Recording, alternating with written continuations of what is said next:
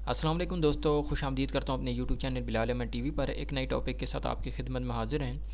दोस्तों, इस वीडियो के अंदर हम लोग सीखेंगे कि हम लोग अपनी यूएसबी को बूटेबल किस तरह से बना सकते हैं, वो भी विंडो एक्सपी की। तो चलिए शुरू करते हैं अपनी वीडियो को और देखते हैं कि हम लोग किस तरीके से विंडो एक्सपी की बूटेबल यूएसबी को क्रिएट कर सकते हैं।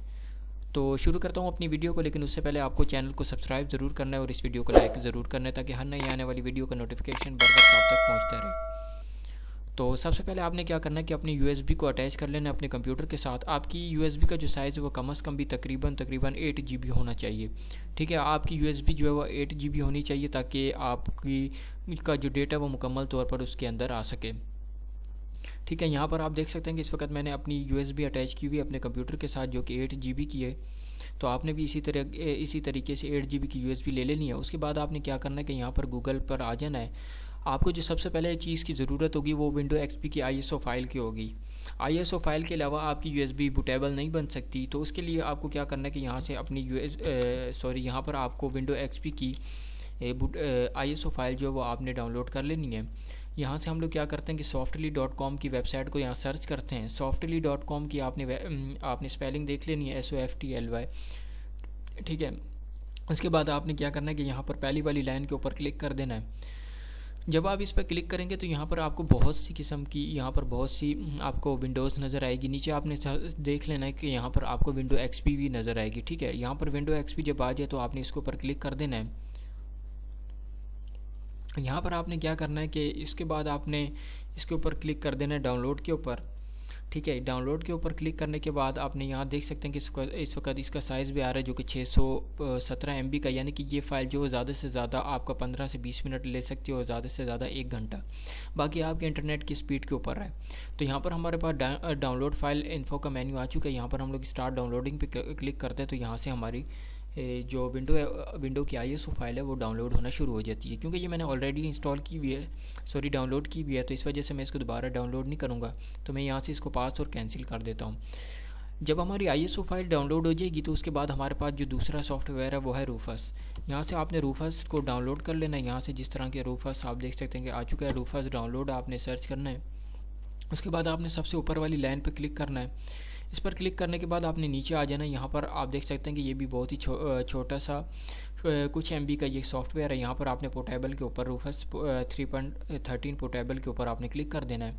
जैसे आप क्लिक करेंगे तो उसके बाद इसका भी स्टार्ट का डाउनलोडिंग का मेन्यू आ जाएगा। आपने स्टार्ट डाउनलोडिंग पे क्लिक कर देना है। तो तकरीबन 17 से 18 सेकंड के बाद ही ये भी मुकम्मल तौर पर डाउनलोड हो जाएगा। उसके बाद यहाँ से हम लोग इसको ओपन कर लेते हैं। ठीक है, यहाँ से आपने येस कर लेना है। यस करने के बाद आप देखेंगे ये आपके सामने ओपन होके आ जाएगा। तो आप देख सकते हैं कि इस वक्त हमारा रूफस जो सॉफ्टवेयर है ओपन होके आ चुका है। यहाँ पर आपने नेक्स्ट सेटअप करना है कि यहाँ पर आपकी जो USB है वो इस वक्त अटैच हुई है, उसका नाम यहाँ पर आ जाएगा। यहाँ इस वक्त देख सकते हैं कि जितने GB की मेरी USB वो USB यहाँ पर अटैच हो चुकी है।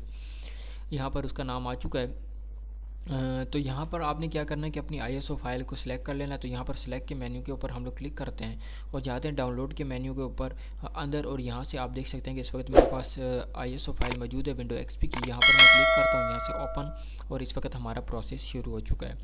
तो थोड़ी सी स्कैनिंग इमेज होगी, यहाँ पर थोड़ा सा प्रोसेस चलेगा। तो यहाँ पर रेडी का जब ऑप्शन आ जाए तो आपने स्टार्ट पर क्लिक कर देना और यहाँ से इसको ओके कर देना है। ठीक है, तो यहाँ इस वक्त आप देख सकते हैं कि प्रोसेस शुरू हो चुका है और यहाँ जो है हमारी हमारी USB जो है वो बूटेबल बनना शुरू हो चुकी है। और तकरीबन जो है हमारी फ़ाइल जो क्रिएटिंग हो रही है, क्योंकि ये थोड़ा सा टाइम ले सकती है, इस वजह से मैं इस वीडियो को स्किप कर देता हूँ ताकि आपको वीडियो ज़्यादा बड़ी ना हो और आप बोर ना हो। तो फाइनली इस वक्त हमारी USB बूटेबल बन चुकी है और आप इस वक्त देख सकते हैं कि हमारा प्रोसेस जो है बिल्कुल एंड पे हो गया है और यहाँ पर आप देख सकते हैं कि मुकम्मल हो चुकी है, 99.8% तक हो चुकी है और ये हमारा प्रोसेस जो है मुकम्मल हो रहा है। तो यहाँ से हम लोग करने के बाद तमाम को क्लोज़ कर देते हैं। तो इस वक्त हमारी USB जो है वो बूटेबल बन चुकी है। आप चाहें तो इसको एक दफ़ा दोबारा से लगा सकते हैं, जैसे कि मैं अपनी USB को निकालने के बाद एक दफ़ा दोबारा से इसको एंटर करता हूँ अपने कंप्यूटर के अंदर। यहाँ पर मैं दोबारा से इसको एंटर कर देता हूँ। हमारी USB इस वक्त बूटेबल बन चुकी है और इसका आइकन भी आप देख सकते हैं कि चेंज हो चुका है। तो इस तरीके के तहत बआसानी अपनी USB को आप बूटेबल बना सकते हैं। उम्मीद करता हूँ कि आपको मेरी ये वीडियो पसंद ज़रूर आई होगी और आई होगी तो इस वीडियो को लाइक ज़रूर कर दें और चैनल को सब्सक्राइब ज़रूर कर दें। मिलते हैं नेक्स्ट वीडियो में, तब तक के लिए अल्लाह हाफिज़।